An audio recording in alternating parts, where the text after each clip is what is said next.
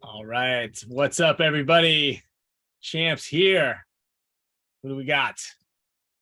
Chris, Bryant, Ian, Kyle. There we go. Steve, how you doing? Yosh, let me get you in here. All right. We have got some fun stuff to talk about. Practice coming up. Let's see. Oh, where's Yosh? Get it? Did I get you, Yosh? Promote to panelist. Joel is here.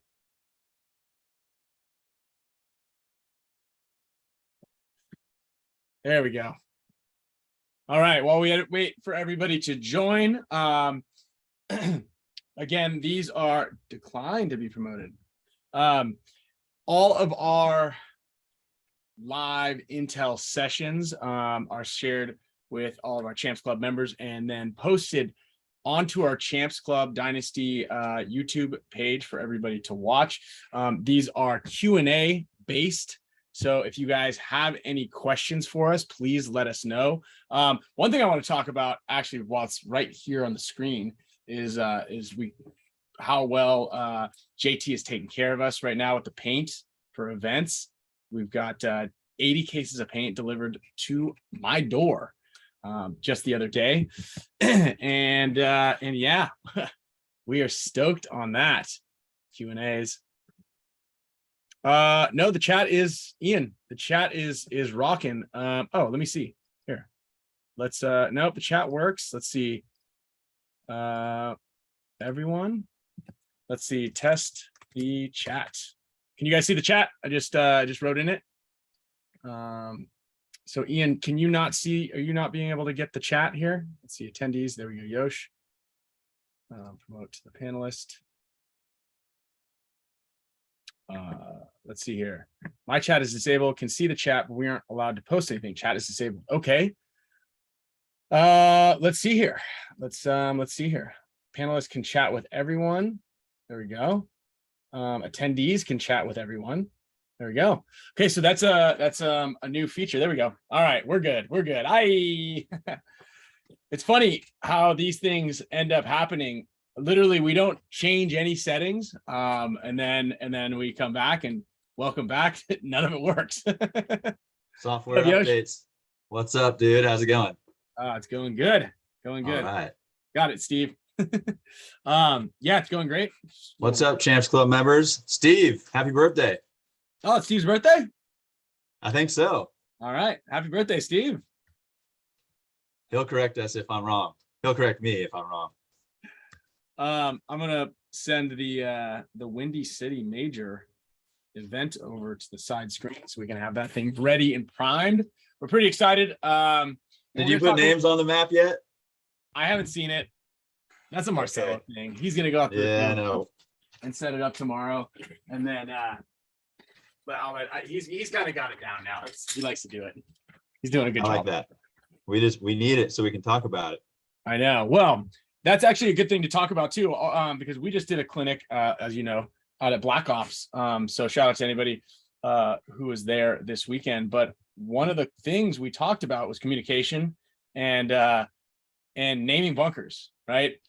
Everybody, whenever I do a clinic, because I was at Giant Party Sports the other week, and anytime I walk out there, because I'm just one of the things that we talk about when we're doing the 2-on-2s, which is something that we do on the Fridays, is like naming the bunkers, right? Knowing the guy's name next to you if you're doing a clinic or an event or a walk-on day, and just like, hey, what's your name? Yosh, cool. I'm Ryan.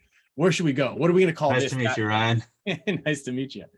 And like, we can look at the field, and I think anybody on the team could name the field just by looking at it within about 80%, 80 to 90% accuracy. There's like 3 bunkers that usually float like either heavier on the side or up the middle. Maybe there's 2 in the middle-ish. One's the right. Some of the center like 50-yard line bunkers, but there's still only a small group of names to choose from for those to try to simplify things. Yeah, there's just over the years there's become this familiarity with like our name set, and it's really just about applying them to some of the specific spots on the field. I mean, like our Utah and our California have been the Utah and the California, same bunker.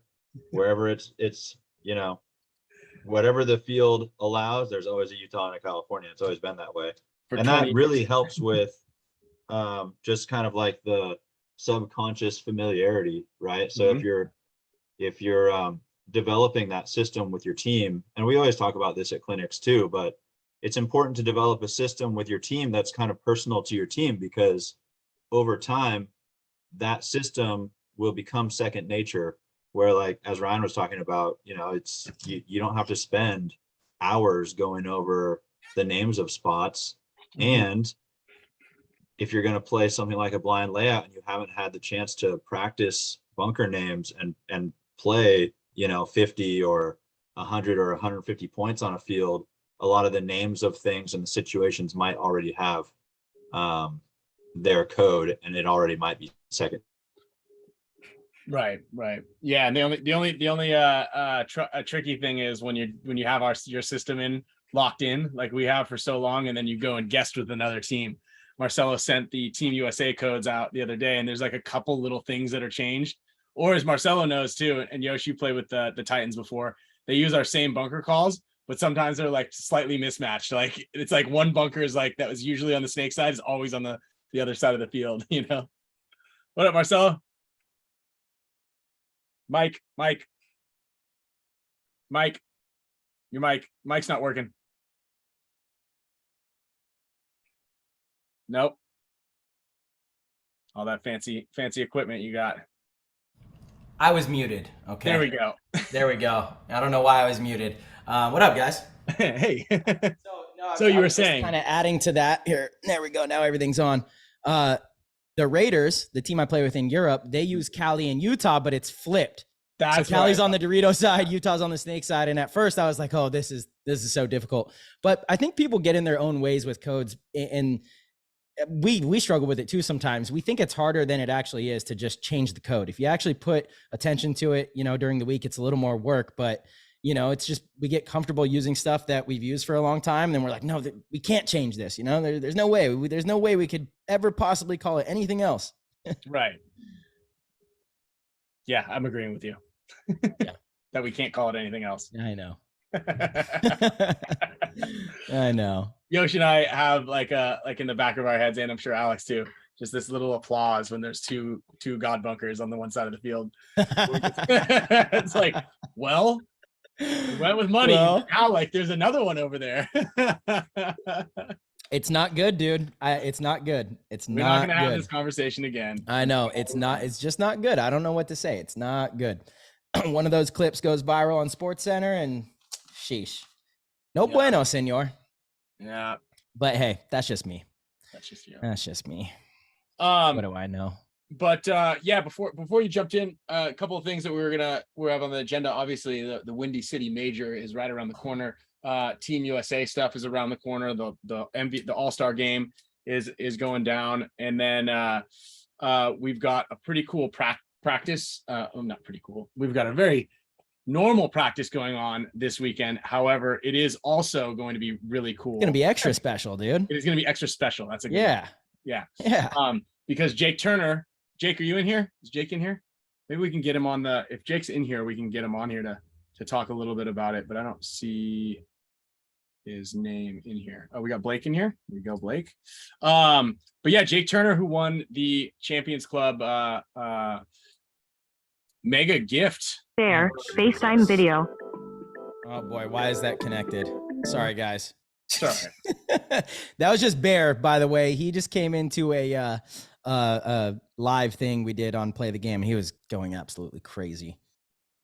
Did you tell him that we were doing a thing right now? Because now yeah. He knows. Answer it. Let's actually don't. Yosh, I think your mic. Hold on, Yosh, you're muted again right now too. Here we go. Oh, there we go. No, I saw Brent put in there. He's like, he sucked all the oxygen out of the room.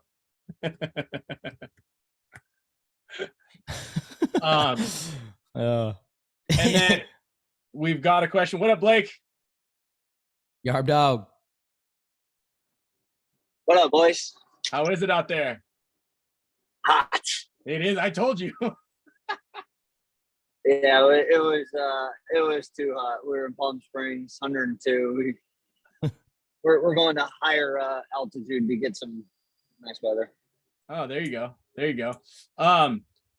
Yeah, Green Valley Lake has a bitchin' campsite up there in that town. It's really cool. We're Nice cabin too up And there. there are a handful of We're gonna go. Yeah, right. I think I know a guy with a cabin out there. Yeah. We're gonna go just about 30 minutes south of Green Valley Lake. Okay. Would that be past it? So like kind of the Running Springs area, or the other direction on your side of it? Because that road might be washed out, by the way. So be careful. Oh. The road from Palm I didn't Springs think to of that. Palm Springs to Big Bear, the road was washed out. It washed out in the last storm. I believe that they fixed most of it, but there was also flash flood warnings today. So double check that. Lots of trees fall down up there and lots of people drive off the road. And then I think one of the other highways. So Ryan's saying, Ryan's saying Cameron, that the road's closed. No, I said the roads were washed out last time it flooded, and I don't know if they fixed it all the way, but it's the back route up to Big Bear from Palm Springs. So just that's the route we were going to take. So just double check that, because I know there were flash flood warnings today. I got I saw that. Yeah. Thank you. You got it. Just double check. Yeah, she's checking right now. Okay. But I do agree with what Marcelo was saying. A little intention on a call, it's kind of hard to do that the week of, but if you can practice it with a little bit of lead up, then you can get it. Nice, Yarb. Yeah. And so we'll kind of go over a couple of the ideas and the calls and whatnot. And some things that we commonly see for communication going down there. And then and yes, Brian, Blake did get his AC fixed. That's a necessity. I asked him the same thing today. So you're not the only one. And then talk about, well, Marcelo, your Signature Series Forces just dropped. You and Damien and Yosh, do we have anything else coming soon? Oh, Can't hear you, Yosh. This is our first one. I did see Yosh. Your thing said, after you had already been talking for a while, it said Yosh is connecting to audio. And that was before you took your headphones off. So I don't know. Yeah, I would disconnect all external microphones and audio things unless, like, Marcelo, you got it. But like, just use your computer. Audio works really well. I'm not muted, just having issues. So disconnect everything. If you had headphones on, disconnect those, because it thinks that it's going to go through something else. Like if I plug my mic in, then I have to have a dual jack that put my headphones on and stuff. Marcelo's got it down. Is the road noise too loud from my end? Not at all, dude. I thought you were. I figured you were stopped. Me too. I thought you were just using the wheel just as like one of those funny. Oh, great. Oh, jeez. Just don't look at us. I'm looking right at you. That thing doesn't have like auto steer and stuff. No, Lane assist, does it? I don't think he This does. thing is a two hands on the wheel kind of steering. Well, while we're waiting for Yoshi to get back and answer a couple of those field one questions, let's answer Benjamin's question about, do you think the NXL should get rid of minor events? Seems like the support has been lackluster for both minor events this year. Marcelo, you say yes? Yeah, I say absolutely. I mean, look, either get rid of them or lower the entry fee. You can't charge people the same cost for half of the stuff. Yeah. I mean, that to me is frustrating. If it was like half the entry fee, then okay, maybe that's a different story. But like, they're essentially, offering us a regional event at a national expense. So that's a really good point that I've never, I haven't actually noticed. Oh, what up? Alex is here. I'm surprised. You usually notice all things that have. Yeah, that's actually a really good sign. point. And I don't know what the entrance fee is, to be honest. We haven't. I think it's $3,500, which is crazy. I think it's $3,100 for pro. I think I I don't do know. know that because I see that on the bank statement a lot. Maybe we get a discount. Maybe we get a discount. Sorry, if any other pros are here, don't tell anybody that's what we pay. But Oh my gosh, whoa, hello. Eggman.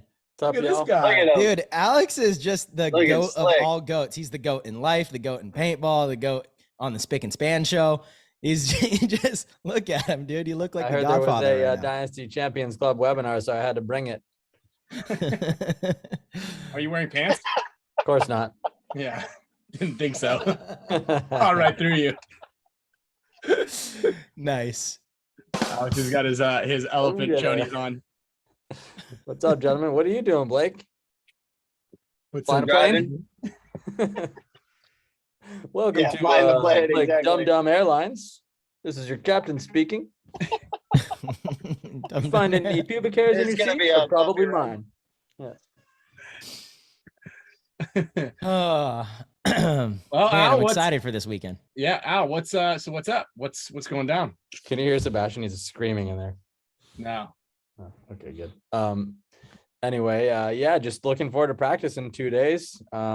Blowing this popsicle stand and seeing all you guys is gonna be great. So stoked for that. And also Jake Turner, I think, got Jake the Turner. Champs Club. So he's coming in to Mhm. experience the full brunt of Skinny Kevin's fury.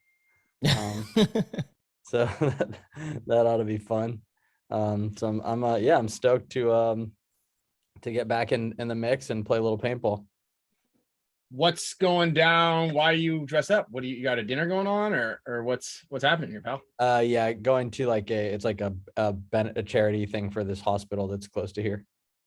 Must be nice. Yeah. Must be nice.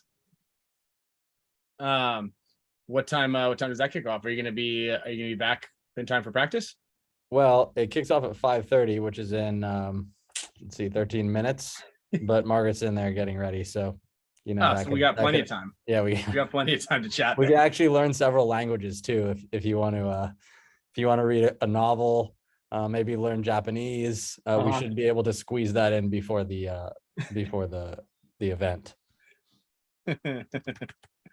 Well, have you seen the layout, Alex? Is that I did, but I didn't really look at it. I kind of just glossed over it.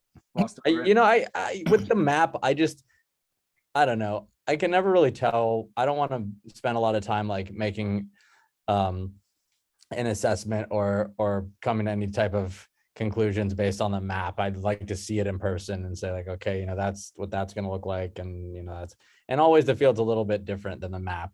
But, like even at practice, sometimes you get to the tournament and there's like, one little window can make the difference in making a side easily or not. So, yeah, I figure I'll take a look at it when I get there in person. I still walk the field manually. Yeah, that's right. It's good to do both. No, for sure. I mean, it's certainly interesting, right?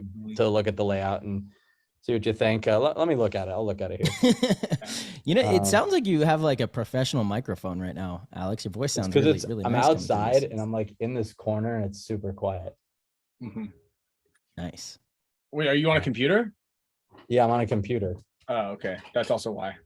Usually you're talking to your cell phone like this in the No, field. no, I'm usually on the computer when I'm doing this. Get back, beast. No. When I'm used to talking to you. That's my dog. Yeah, right. Because when I'm on the Spick and Span show, I want to. I can't. Can you FaceTime from the computer? You can FaceTime it on a computer. I don't want to lower the quality. Yeah, you need to bring the you need to degrade the quality slightly. Let's see, where can I find it? NXL. Alex talks on the Spick and Span show like this. Tinfoil in his hand. It's not even on. Oh wait. Alex, what do you think? There it Let's is. get back to the NXL minor question, because there is there's a lot that kind of goes into that, and I think a lot of people have different opinions on it. Do you think that they should get rid of the minors and go back to 5 major events, or do you like the minors? No, I like the likes minors. them. I think I like having a paintball tournament at an actual paintball field. There's something nostalgic about that to me that I think is fun. And also, like, I totally understand how that helps the league, even though the attendance might be lower. like Mhm. it's really a positive thing to help boost their bottom line because you know, their overhead is so much less. I mean, they don't have to bring in the whole circus and set up the poles and the nets and everything. They just, you know, bare bones it and then, you know, collect the entrance fees and the teams come and enjoy themselves. And all they really have to do is bring the refs and stuff. And yet there's no grass, which is a bummer, but also like, you know, I also like the mixture of like the walk-on players coming Saturday and Sunday, like being like, hey, what's that over there? Like it's an actual tournament, and they get that kind of exposure where there's like that little overlap, which is also Right. interesting. Where I remember when I was like a walk-on player back in whatever 1996, 97 at Mare Island, and then like the Great Western Series rolled in there for a weekend, and we're like, dude, what's going on over there? Like, why do they change the boundaries to the fields? Like, why are those ropes up? Like, look at those guys. Like, and then you can go watch the actual tournament, and like that's honestly how I discovered tournaments were a thing. Like they had a tournament at the local field and then you were exposed to that. Yeah, I feel like that's what regional events are for. And if they want to have like a regional thing like the minors, then I don't think we should be charged the same as a major. And honestly, there's most fields or a lot of fields actually shut down their parks. Oh, you're talking about how much the entry fee should be? Yeah, sure. Yeah, so Marcelo brought up a really good point, and I agree with him totally that they should charge there should be a minor price. I do also agree with Alex, and I think that it is important to bring events to regional spots because there are venues that aren't as big. So to host a national event, you need a national size venue. The NXL sets up and takes down the world's largest paintball fields pretty much from a footprint size 4 times a year now. But I think that it's great to do a regional one because otherwise there wouldn't be an event in California. Maybe they do the 5th event in Texas, so Texas teams get to see it. But like, I think it's great to go into specific areas and demographics and bring a national level tournament to that area that wouldn't normally be one. But I do agree with Marcelo; they should lower the entrance fee so that way those WCPPL teams, for example, more of them would show up. I do think that that's important. But yeah, what Alex said. Now, unfortunately, because Dave would shut down the majority of his business, and most fields would. Like there was overflow parking everywhere, and Glenn Forster actually just every time they did a WC event, he would have to shut down his whole park for that weekend. He's a good example because he's only one of the 2 or 3 fields that they use for that league down here. So he was forced to build a secondary playing paddocks area just so he could stay in business that weekend. But it's so separated that you don't even notice that there's a tournament. So the exposure is a really good point, but I just don't think it's actually happening. I also really feel like, it should be a lower entry fee because you're getting like half of the product you usually get at a national event.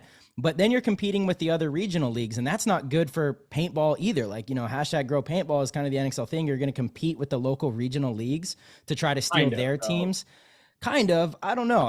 Look, the NXL, you're supposed to be the cream of the crop. You're the premier national tournament league, you know? And so to me, I feel like that's just like saying them putting an event in Florida is competing with the Florida leagues, or them putting an event anywhere is like competing with those leagues. If you do a one-off event in a regional area, I don't see it as competing. Now, if you lower your price to like more, then it is. Yeah, totally.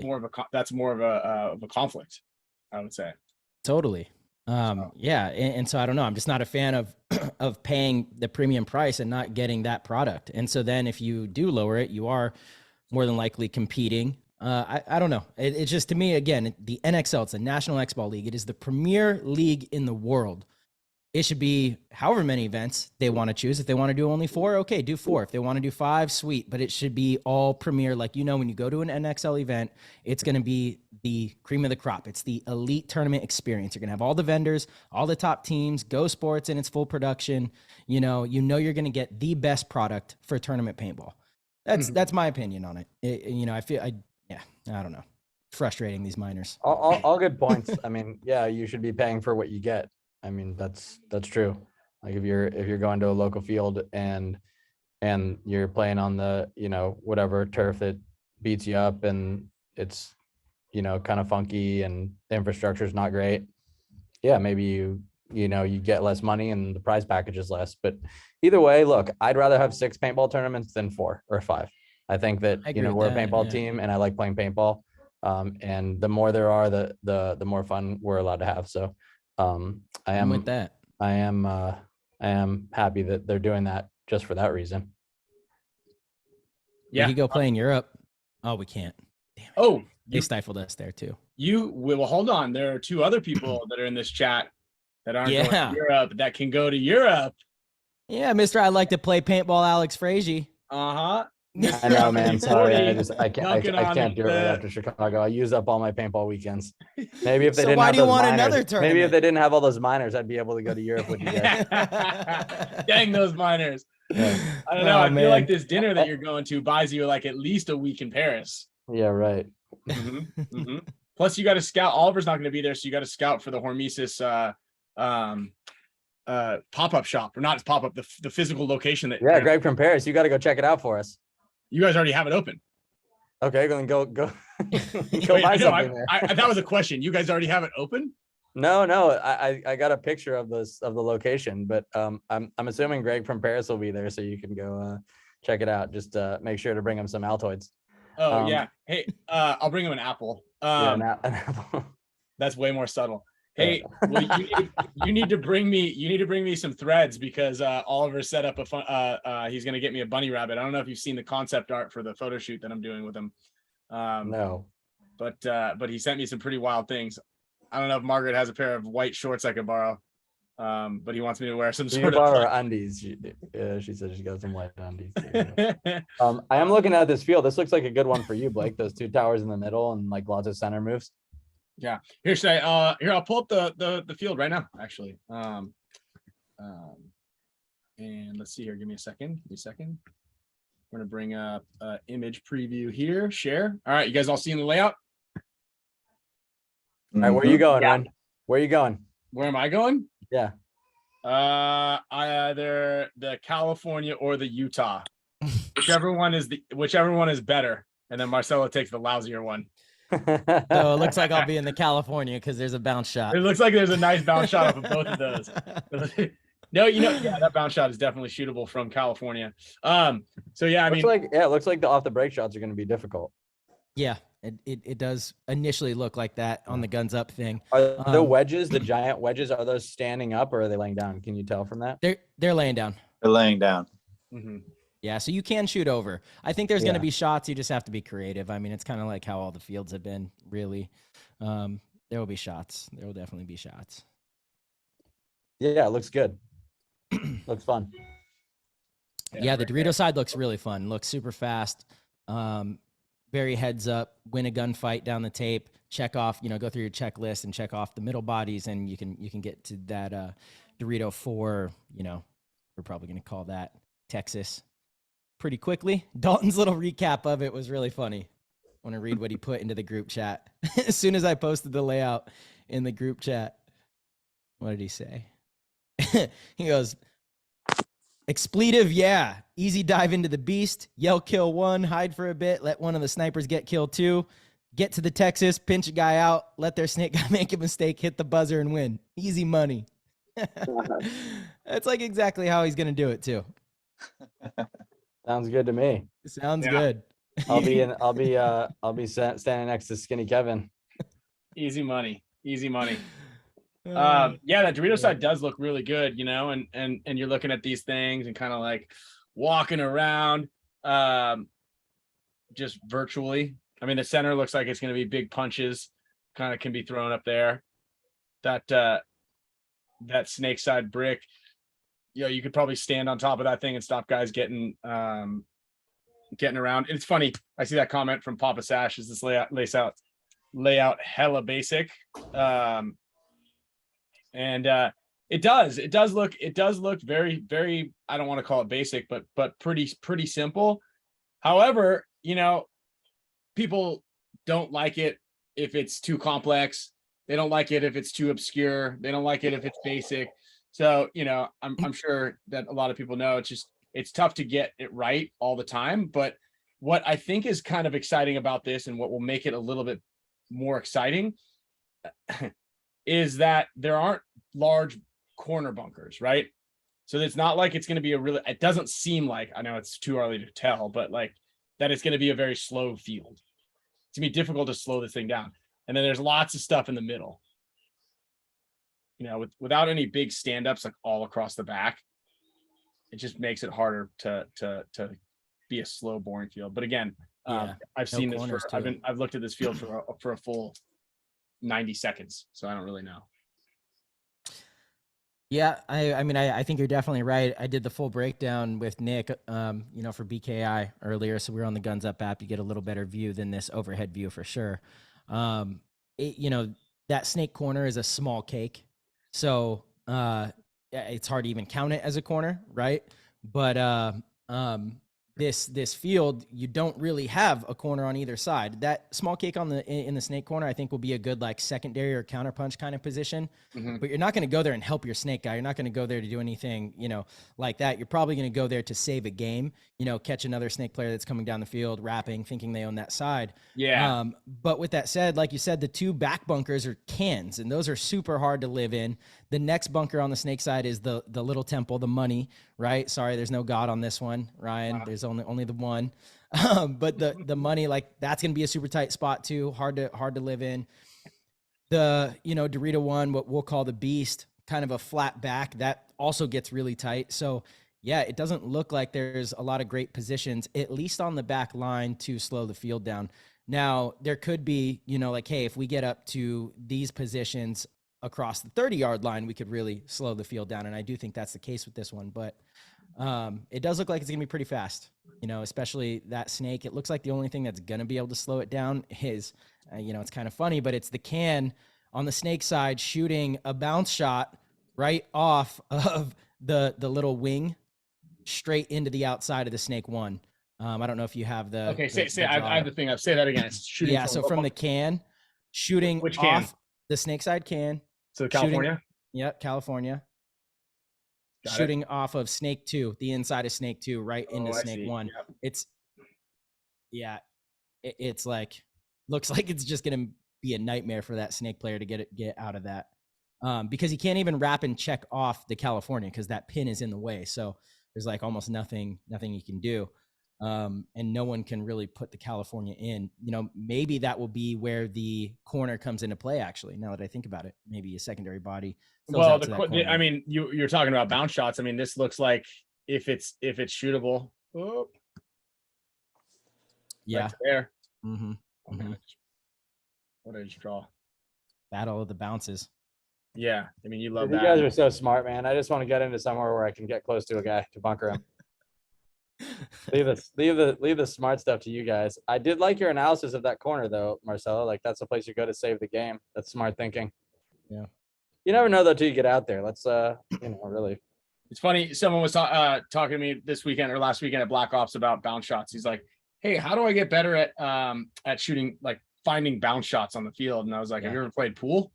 Yeah. You know, like I'm not good at pool, but you know, you can just kind of, if you've ever played pool or you kind of have the idea, general concept of it, it's very similar to that. And you just kind of look at something. And he's like, "Well, how do you test it to feel it, make sure it works in real life?" And I go, "Well, you got to have a real good teammate like Alex Fraige, and you go tell him to stand in a spot, and he covers his forehead and his balls, and then you start shooting it, and then when the bounce shot connects, it connects."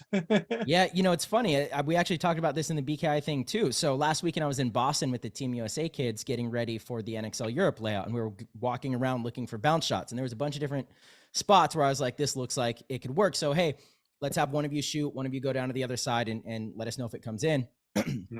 And all of them, it was a no. And I'm like, there's no way. Here, let me see your gun. I went in there and like my first 10 balls connected on all of them. So I actually think there's something to that where I think when people are shooting bounce shots, they have this thought in their head that they can just like spray the side of the bunker and hope it goes in. There actually needs to be just as much focus, maybe more than even when you're shooting at like a full-blown target. You have to really hone in on the exact spot that you're trying to hit, because if you're an inch off, that could be the difference of like a foot or more. You know, I don't know the math on it, but it's going to be a big difference by the time the ball actually gets to the opponent. So I agree. I think there's more skill in shooting a bounce shot because the trajectory that the paint is coming in on the bounce shot has a lot to do with where that's going to go. Where if you're aiming at a simple target, the trajectory doesn't matter, right? It's a point A to point B. So yeah, there is some skill involved with that, but it's also definitely something you can practice. I mean, you can set up a target Yes. just to understand how the trajectory and how the angle is going to work. I mean, you can set up a board next to a short temple, and you can shoot different spots on that temple and understand how that ball is winging off of there, you know? Not that you have to like spend a lot of time, but it's good to have that idea because you can apply that to the different angles on different bunkers, and they all play differently, right? I mean, sometimes you have to shoot like the very bottom corner of a large Dorito to get it to wing in at a player that's standing in a temple next to it. Totally. So I mean, it definitely helps to have a partner. You can instant feedback that way, but it really does take concentration to shoot them. Yeah. Make them Bounce work. shots are a myth. Mhm. I will say though, and there's so many variables, like Yosh was saying, like whether you're standing or you're kneeling, right? What angle is the paint coming in at? What angle is it hitting the bunker at? Where is it hitting the bunker? How much air is in the bunker? How hard is your paint? Like, I mean, the temperature can change the pressure inside the bunkers. Yeah, windage for sure. The Coriolis effect, Ryan, you know all about that. Yep. What color? What color is the paint? That's There right. you go. What color is the paint? What Is there And a paint ball. already on the bunker? That's right. Yeah. Is there paint on the bunker? That would change it. Lots of stuff. We got a lot of stuff. Fascinating. Fascinating. I love stuff. bounce shots. I know I'm like seen as a dork for that, but I love them. I think they're incredibly high level. I do. It's undeniably part of the game. Moon Yeah. phase.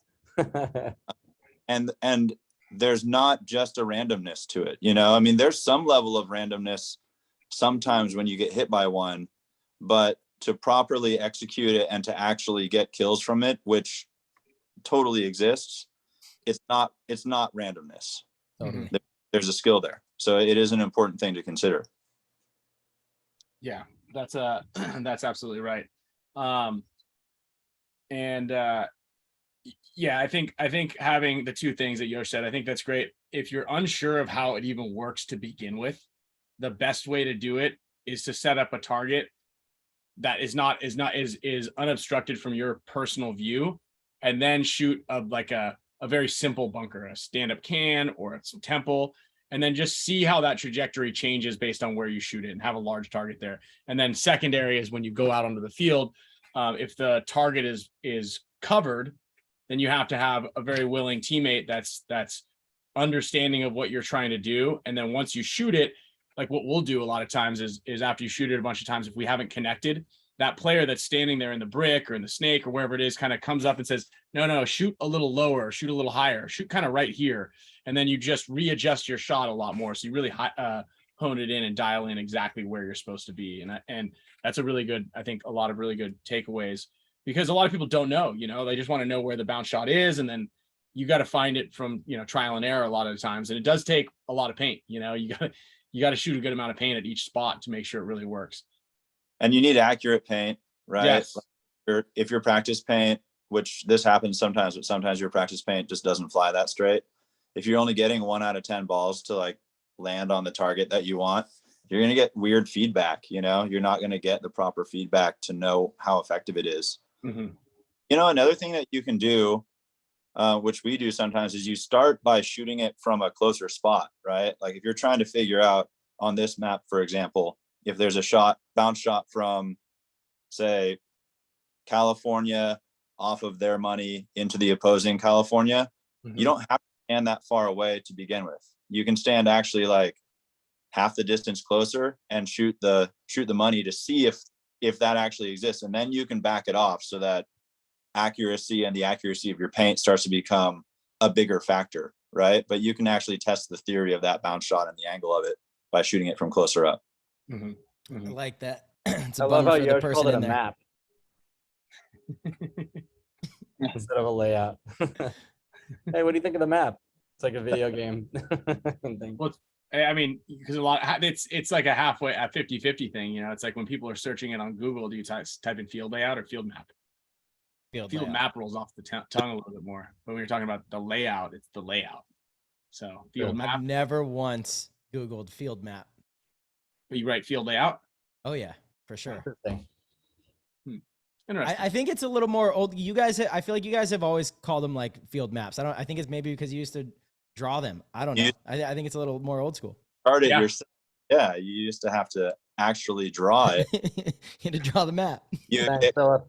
get a I was legend. jumped up for the Champs Club meeting.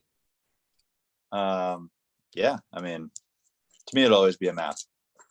I'm down with that. I could change Yeah. my vocab on that one. Mhm. Oh, there we go. X marks the There we go. spot. Yeah, it's a The map. Just like in 10 man, you got to draw a map. Find out where the treasure's hidden. Dude, you're a lord of drawing maps, Ryan. Thank you. You're Yeah. was that a lexographer? Cartographer. Cartographer. Yeah. A lexographer. I don't know what that is. Oh, well, it's just kind of like your name, Alexographer. So we just without the A. Without the A. A lexographer. Um, A person who draws and produces map. Ryan the cartographer. Hey, question actually. I think a lexographer is someone who writes something. Is it? He I just think Googled it. so. Oh, we can Google it. We're all on computers, so we could probably someone can get to the bottom of this one. A lexicographer is someone who compiles dictionaries. Huh. That's weird that they'd put ographer at the end. Like that person has that's a Yeah, has skill an set. It's Actual collecting. skills. I thought that was just called a hoarder. Yeah. A dictionary hoarder. I know that there are a couple of San Diego local players that are here. So if anybody else would like to come out to practice and hang out, by all means, obviously we're going to be at Pendleton this weekend at Victory Paintball Park. So it's a little trickier to get on base, but you should be able to do it on the weekends.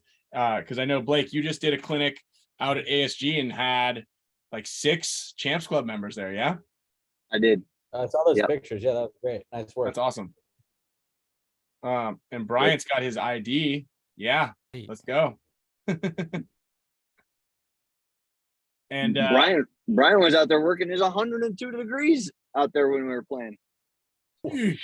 yeah, it's been toasty these last couple of weeks for sure. 106 in my truck most 106. days. Wow. Yeah, so just like any of our practices, for those of you who are watching or paintball club members as well, if you guys are in town or around or would like to come visit, by all means, come out, take some pictures, hang out. You can help us in the pits if you really want to be put to work. But they've got grandstands out there to hang on if you want to get a nice little suntan, pick up some Brute sunscreen, load up on that, and get all pasty and just hang in the I've been putting on Brute before I go to bed. It's been taking my wrinkles out. Has it? Yeah. It just fills them in, and then all the dirt. Brute skincare. Brute skincare. Yeah. Yeah. Visit to Doghouse Studios. You don't want to come in here. It's miserable in here. I think we got fleas. Dude, you guys got to get upgraded. All right. On that note, I'm out of here. Love you guys. All right. All right, Love you too, Eggs. See you guys in a couple days. And then also talking about coming and playing and hang out, we've got the Clowns versus Zombies big game happening. I know it's still a ways away. You guys all have plenty of time to register for that. So that's in Chicago, the second weekend in Chicago, I believe. Sorry, second weekend in October, the 8th and 9th. So it's October. actually the big game's on the 9th. But we're going to be sending a Yeah, crew out there. I thought it was a one-day event. It's a one-day event. I'm there the 8th and the 9th. So on the Saturday, they actually do like mini games to score points for your team. There's like a MagFed day. I've got a MagFed gun now too, so I'm gonna be entering in that. What's that? Is the bar open? It was closed actually last time. Oh, bummer. I don't know if they renewed their license. I know because usually they had football. Yeah, good memories in the bar. It really is. That place is great. And then yeah, so we're gonna be doing that, and then we're also talking about doing a big game fun day at the end of the year at Capitol Edge Paintball Park. So if California players are going to be able to do something as well. So we're either going to do the Santas versus Grinches down here in might even still do that too for all the local guys here. At Velocity and or the one at Capitol Edge Paintball Park. So if you guys aren't able to come out to the Midwest for the Clowns versus Zombies, you can certainly be able. We're gonna have another one for everybody here on the West Coast, so you guys can kind of make sure to have fun with us, and we're all gonna be playing together too, which is gonna be a fun thing, rallying the troops. So they'll place us on a team, and I think Yoshi sent out in the email all the information. Yeah, the basic information is there. It's worth talking about. I don't know how many people are in right now, but we'll put a little more info in the Facebook group. But basically, you just sign up for Clowns versus Zombies at Paintball Explosion. I think all you have to do is pre-order 1 case of paint and enter the code, which, do you remember what it is, Ryan? It's Dynasty Champs. You just put it in the notes, and you don't have to sign up for either team. Don't sign up for Clowns or Zombies. And then what they're going to do is they're going to collect how many ever Champs Club members that want to come. This is also open to the Paintball Club members too. So if you were listening to this or you got the email, you basically just go in there and just buy the case of paint. I believe the link will be in the email as well, so it takes you right to that page. Just pre-order 1 case or 2 cases or how many ever you plan on shooting, and then your entry will be included, and they'll make sure that they put us all on the same team, so then we can dominate together. Gonna be a blast. Yeah, that's a fun event. That's a really fun event. Blake, you're in town? I mean, I know it's not a easy drive, but it's a drive, right? Well, Blake's actually Sorry, go ahead. It's 6 hours, but I'll be there that weekend. Yeah, absolutely. And Blake, you're actually in Chicago the weekend before that. So maybe just stay out there. Why do you guys do this to Blake? He loves it. He's camping. He loves it. Look at it. He's got his thing. It's great. Dude, you got to listen. There's camping in the summer, slightly miserable. Camping in the winter, extremely miserable. Camping in the fall and the spring, kind of nice. October falls in that kind of fall area. You know what I mean? We're not quite winter yet. So can Laura hear us about the plans we're giving her? No, thank God. She's buying food right now. Hey, Laura, we're going camping in Chicago. These are the 4 seasons of camping. It's winter, miserable, too cold. Spring, buggy, mosquitoes. You got summer, it's too screaming hot. Fall, buggy, mosquitoes. Yeah, exactly. So yeah, anyway, that's where we're going to be in October, and then the end of the year, close to November or in November and December areas, we'll do another fun event. And and the Clowns versus Zombies game, I know don't sign up for a team. They're going to put us all together, but how would I know which of my costumes to bring? We'll make sure that that they let us know way in advance. Okay. Yeah, I'll if you have a clown or a zombie costume, or maybe now you need both because you have to be ready. Dan White only has a zombie costume. But it's a zombie clown costume. No, I don't think there's a clown attached to it. I think it's like an undead zombie Dynasty jersey. It's a pretty badass costume that he has, and he brings it every year. And yeah, if you become a zombie clown, that works. So might be a little confusion out there on the battlefield. That's true. Trust me, there's confusion no matter what. Your own team's shooting you no matter what. Here, Michael Brayton's got a question here. Survival. So Mike's 6'4".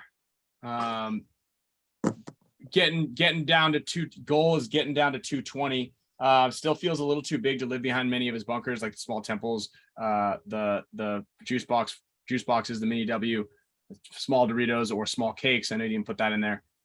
Any advice, drills that I can use to help my survival in points? Yosh, you're the tallest guy, the biggest guy on the team, tallest guy on the team. I don't think I'm the tallest. I might be the widest. But this question might apply to me. So, I mean, I think playing first, I mean, starting from the basics, playing one-on-ones, because you understand body control and you understand how to use as much of the bunker space as you can, right? You can back up off of a bunker in a one-on-one. In fact, typically you should be playing backed off of a bunker, and the angles on you change when your opponent changes position. And that's a good way to understand, really kind of fine tuning, how to maximize your use of the space behind a bunker. And then, each player you add in terms of opponents, if you go to then 2-on-2s, you're going to have to account for an additional changing angle.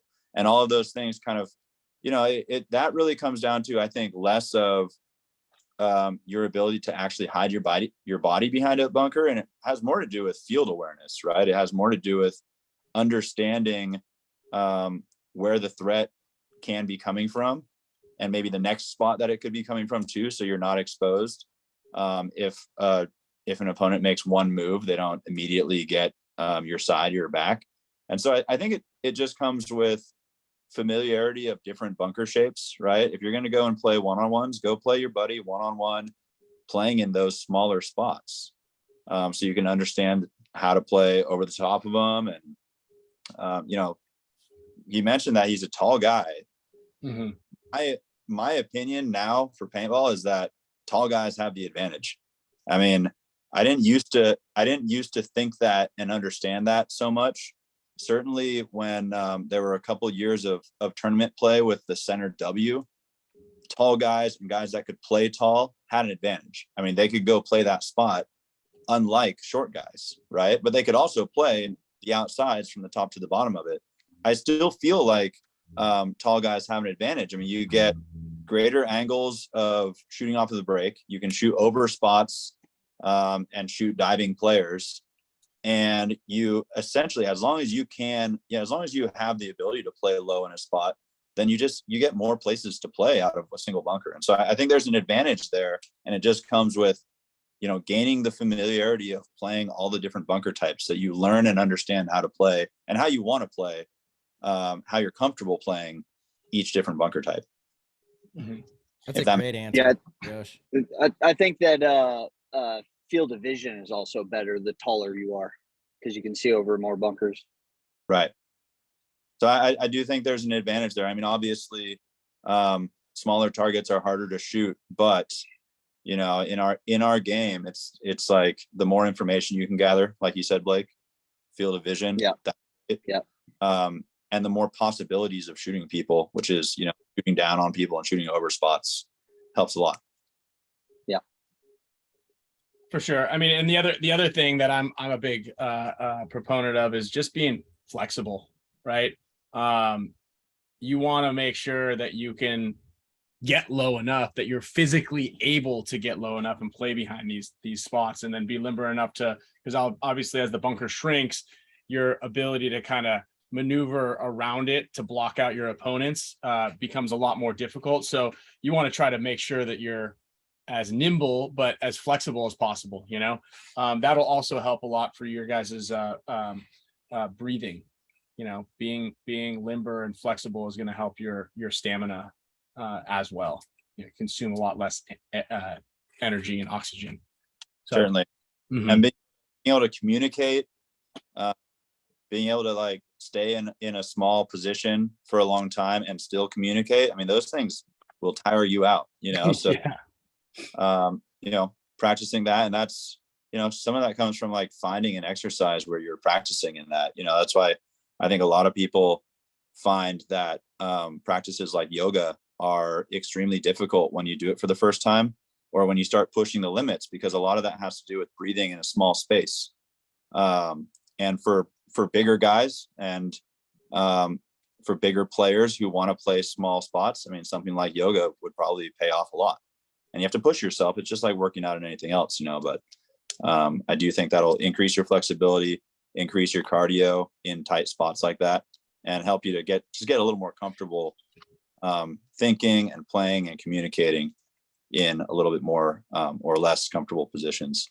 Mm-hmm. Mm-hmm. Awesome. I think that hopefully, Mike, that helped. Set 65 flexibility is my nemesis, Steve. I know what you mean. But sweet. And then last question. Well, first of all, John, we saw your comment a handful of times. Where's team dinner going to be at this weekend? We are going to have a team dinner somewhere.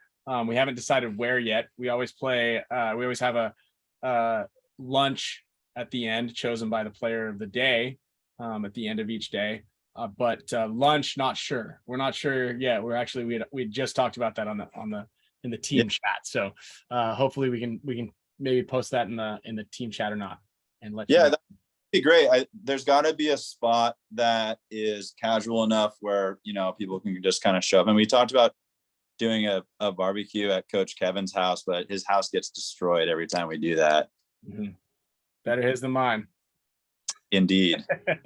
But even you know, put it out there. I'll meet up there for yeah, that'd be great. And maybe we do something at like after practice on Saturday. Because I know a lot of guys fly out early on Sunday. So a Saturday after practice kind of dinner or lunch would be good. I don't know if Friday would work also, but or instead, but yeah, one of those two. Why don't we do that Oceanside beach camping, barbecue thing again? We're not really allowed to be there. That's why. It's on base. Yeah, it's on base, so it's hard to get on there. Like that would be good. But yes. Well, we'll brainstorm. We'll try to put something together that can work for a good group of people, and we'll put it out there. Maybe we'll let Jake decide. Oh boy. Well, if he wins, he's not gonna be able to, he's gonna fold under the pressure. Dude, choosing a place to eat is not easy. That is not easy at all. A lot of pressure. But yeah, we'll find something. Everybody happy. That's the way it goes. And then there was a question about SD Aftermath. Ooh, it's getting spicy over there. It sure is. Boy, No. haven't I heard? It wasn't anymore. Is that true? What? Say that again, Yosh. I couldn't. Wasn't with the team anymore. Is that true? Correct. Yeah, Mesa quit and he's pissed off and he wants to go on shows to talk about it. How like Aftermath's not good for your mental health is like verbatim what he put on his Instagram. Yeah. I know it was, you know, there's a lot of friction with him and I think some of the players, and I think he like quit midway through the tournament in Sacramento. Oh, is that right? Yeah, I think so. And then like continue to play, but it was a big thing. But the question here from Benjamin was, do you think rosters will get shaken up before Chicago? No, they can't. So Mesa can't even find a team for the rest of the year. So I think the roster's locked on like the 12th. So. Oh, no way. Yeah. So I don't think we're going to see any roster shakeups. Oh, I did not know that. I thought, Yep. Okay. Well, if he wants to play paintball, I felt like when Mesa rejoined with Aftermath, he was a great addition to the team. Huge difference. I know he's a really spirited guy. I mean, he always has been, you know, and sometimes that doesn't mix well with everybody. I feel like even he and Hinman have had issues with that in the past. So I wasn't sure that it was going to last, but it did seem like the team had good chemistry. But you know, having some rough results lately, it can be tough, right? I mean, they're like still kind of working on their chemistry, still kind of working on their culture because it's a lot of new guys. And that can be tough. And that definitely presents a challenge. I mean, you know, only strong organizations and teams can just like weather that storm repeatedly, and Aftermath has a hard time with that. Mm-hmm. Totally. Well, that'll definitely hurt them. But well, yeah. Aftermath, is that it? What's up? What else is going on with Aftermath? Is that it? Yeah, I think that's it. There's some more stuff. As you know, a couple things there. You could imagine how colorful the team meetings were after they lost in Sacramento, after their showing in Sacramento. So I believe that there was allegedly some colorful words thrown around there, and then some fingers being pointed. But who knows? It's I think that losing Mesa will be definitely a tough one for him. But you know, that's kind of as to be expected. That type of. Orlando's right. They have asked Brandon to come on board with Aftermath. Lil B. No, Lil Brandon from the Gummy Bears. Yeah. Trujillo. Oh, yeah. Yeah, that's right. I know that he will be there at practice this Okay. weekend. And are we just practicing Aftermath? I thought there were 2 teams. NYX was gonna come, dude. It's been kind of crazy. Again, this is kind of not for a public air anyway, but I think it's just us in Aftermath now. Yeah. it's been crazy. So it's not simple setting this stuff up. It's not, dude. Oh man. Oh man. We'll see though. NYX might just show up. Who knows? I'll call it Harris. But let's jump into some giveaways. I know that a lot of you guys are looking forward to this. I got the wheel of names queued up here with all 200 of the Champs Club members. So this sucker is ready to spin. Ryan, do you also have a wheel or the list prepared for the Paintball Club members? I could probably find it. Okay. I believe you sent that to me. Yep. Let's see here. I've got let's see, it would be PBC. Probably. You put some abbreviations on them, but let me check that one out and I should be able to find it. DCC for June, DPC for June. That should be good, right? The last one I have is the Paintball Club for June. No, I think we're looking for the July list is the one that's been modified. If you got Champs Club queued up, let's pick some winners. Okay, let's fire this off right now, and then if you want to curate the other list for me, I'll gladly add their names to the other wheel that I've got here. What do we have to give away? Throwing a headband for sure. Special gifts from Hormesis as usual. Alex coming in with some great prizes here. So we've got a special Dynasty headband, white dragons, blue tag, a burgundy band here. Comes with the box and nice one. I don't think these were ever released. I think some people got their hands on them from some of the Dynasty players themselves, but this is a good prize here. Let's hook somebody up. All right, let's hook them up. Here we go. Share screen. Okay, here we go. And we are going. Do you guys see the wheel? We are spinning right here. And the first winner is Christian Torres. Christian. All right. Awesome. Next up, we've got a Dynasty Gold Waves headband, also from Hormesis. Again, some of these have snuck out there, but these are actually going to be for a future release. So whoever wins this is going to get a headband ahead of time. All right. Okay, this is the gold waves going into Ricky Sewell. All right, Ricky, congrats. Nice. Awesome. Oh, there we go. A little PPG action. There we go. Coming in with the sound effects. All right. I was going to save this one for Paintball Club members. So this is the coin duel pack with the Virtue coins and all the good coins. Also comes with the special Champions Club coin. Champions Club members from Q2 all got this. Let's do one for Champs Club because I know there's some new members in here. Okay, great. Nice. Challenges. So coin pack. Whoop. Okay, going right now to the wheel. Jacob Levy. All right, Jacob. All right. Cool. Oops. Stop that. Go. Close that out.